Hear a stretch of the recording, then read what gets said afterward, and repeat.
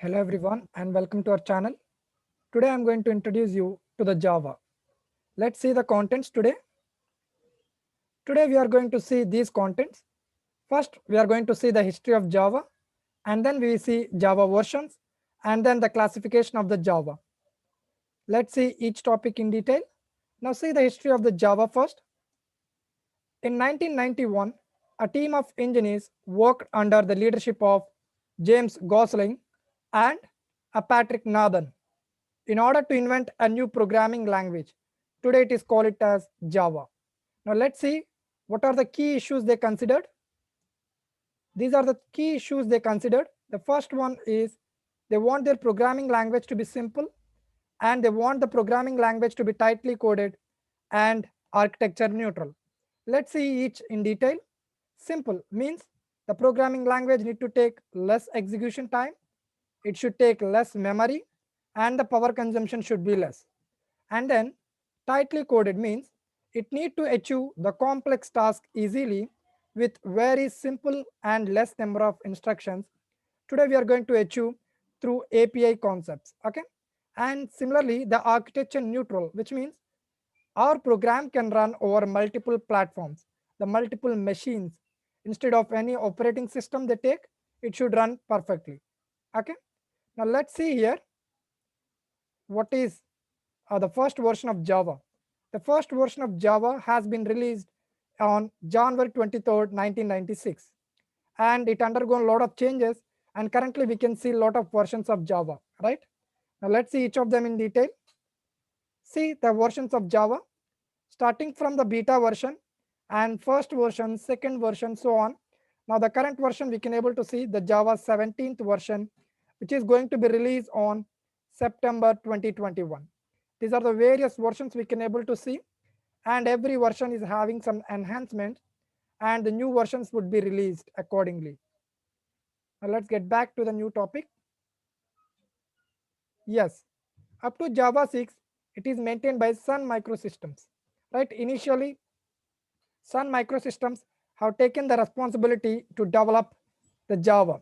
Up to Java 6 it was maintained by Sun Microsystems, and then it was taken by Oracle Corporation. From Java 7 till the current version it is maintained by Oracle Corporation. Now let's look back. Yes, and the classification of Java. What are the Java we are seeing today is mainly classified into three types. Three parts we can see. The first one is a Java SE, that you can call it as a standard edition, and the next one is an enterprise edition, and then a micro edition. Let's look each in detail. See the Java standard edition. It covers only the fundamental concepts of Java that we see daily, right? That is called it as a core Java concepts, and it is used to develop the standalone applications, and some that is nothing but some console based applications, or we can see some, you can use some GUI, means graphical user interface, by using some components like AWT, like that. So you can build some console based applications that are standalone applications where the complete application logic is distributed in one machine, and there is no concepts of client and server here. The complete logic is distributed over one machine only. See some of the examples, the notepad, calculator that we see. For example, in notepad, the complete notepad is hosted in our system only. We need to download that exe file, and we need to execute, right? We need to execute that notepad file in order to execute our code, or in order to execute some task like text formatting or increasing the font size. Everything, every option would be available from our system itself. There is no other logic distributed over client server anything. There is no concept about it. Now let's look back. See, the next one is a Java Enterprise Edition that we can able to see as web applications majorly. It involves client server concepts, means server side scripting that we usually do using Java servlets, JSP, Spring, and other frameworks like MVC, etc. Right, and it is majorly focusing on developing the distributed applications, which means the web applications where the logic of the application is distributed over multiple machines. Okay, that is the web application. We can see the web applications, right? Here the client would be there, and here the server would be there, right? And server will maintain the resources like the web pages, the database, or anything. It can interact with the database. Here the server side scripting we can do using the Java Enterprise Edition. And whenever resources needed by the client will contact us. Client will contact the server using a request, and the server will send the response back to the client.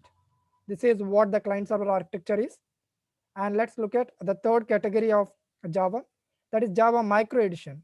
That is used for developing the mobile applications and for micro programming, which is nothing but developing some microservices for some embedded mobile applications or any device specific applications, such as developing the applications for a TV, a Wi-Fi, or a router, or anything. We can develop a web applications, or we can develop simple scripts using the micro programming, micro edition. And this is all about the category in Java that we have seen: the Java Standard Edition, the Java Enterprise Edition, and the Micro Edition. Each is having some specific purpose, like Standard Edition for basics, and Enterprise Edition for web applications, and the Micro Edition for various device specific applications. And this is all about today's session, guys. Thanks for watching. Please do like and subscribe to our channel for more videos.